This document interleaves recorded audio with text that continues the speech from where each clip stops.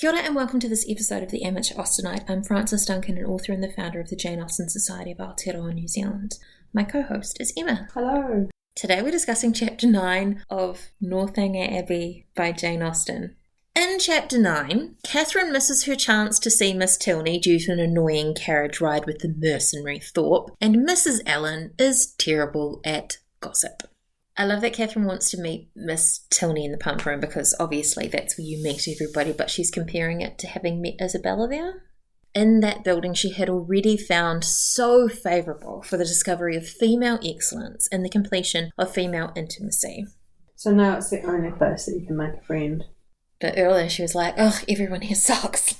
And she's quite bored with Mrs. Allen, who in her habit of remarks and ejaculations because of her vacancy of mind and incapacity for thinking. She never talked a great deal, so she could never be entirely silent.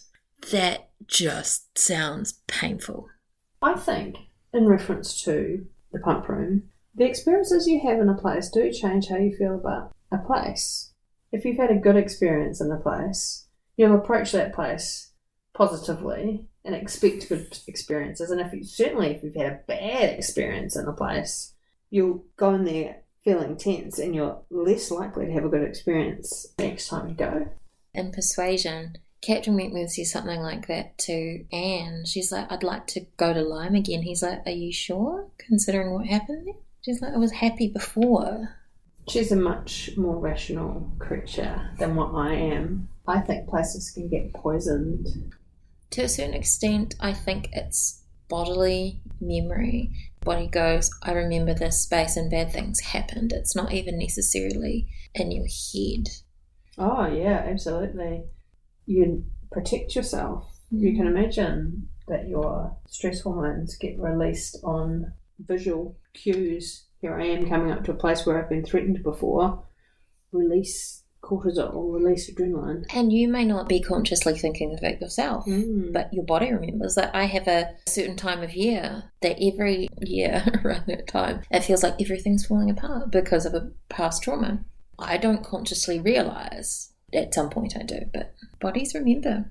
So she isn't going to get to go to the pump room because the Thorpes turn up to whisk her away on a carriage ride. And she wants Mrs. Allen's opinion, but Mrs. Allen can't read when other people are trying to ask her things without saying the words because it's not something she ever does. So she's not aware of it's ever being intended by anybody else.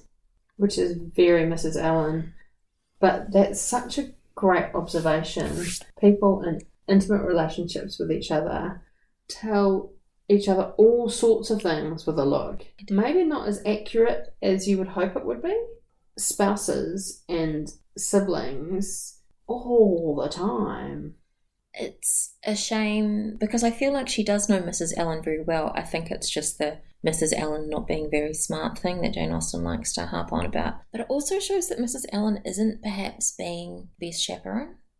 Absolutely, because the chaperone is supposed to get you out of sticky social situations. You sometimes, in this time, to say the words is going to make a sticky social situation worse. You need someone with a bit of finesse to extract you.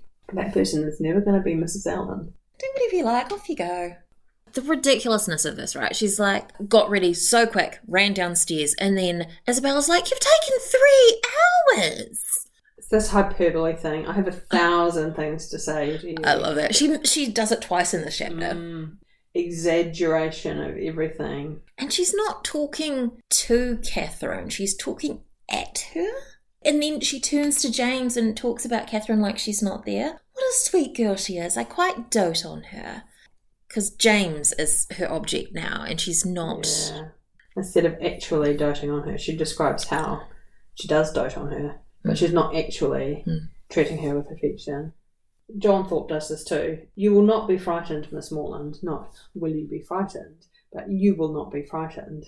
If my horse should dance about a little at first setting off, he will most likely give a plunge or two. Now, he's actually not going to, but really, just tell someone you'll be in danger as they hop into your carriage.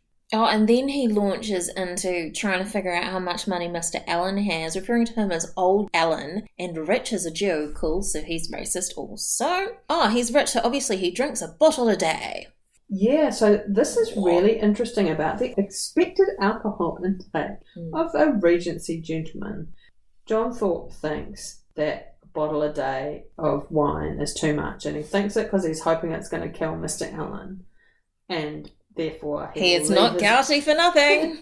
And therefore he will leave his money to Catherine. But then when he throws a party, he's measuring, and it is wine he's measuring in pints. 4 pints is quite a lot. But when John Thorpe throws a party, there are 5 pints of wine. Do we assume that the pint doesn't make it beer? Well, pint is 600 mils. A bottle of wine is $7.50. Now, 5 pints of wine is quite a lot of wine. It goes to his whole flamboyantness, right? His grandiosity? Yes. In fact, there's a really great comment about what Catherine's parents don't do. They were not in the habit of telling lies to increase their importance or of asserting at one moment what they would contradict the next. So that's what Jane Austen is telling you that John Thorpe does. And Catherine doesn't know how to reconcile two such very different accounts of the same thing, because he is saying one thing and then something else that very much contradicts it. And because of the way that she's raised, she doesn't get it. And you've got to imagine that James has been in the same position with John Thorpe. He just talks. It's fine. But it's getting too much for Catherine. She could not entirely repress a doubt while she bore with the effusions of his endless conceit of his being altogether completely agreeable. And she starts to suffer the extreme weariness of his company. His conversation, or talk, because it's not a conversation, began and ended with himself and his own concerns. And then at the end of the chapter, she's decided, since she's missed out on seeing the Tilneys, that also it was clear to her that the drive had by no means been very pleasant, and that John Thorpe himself was quite disagreeable.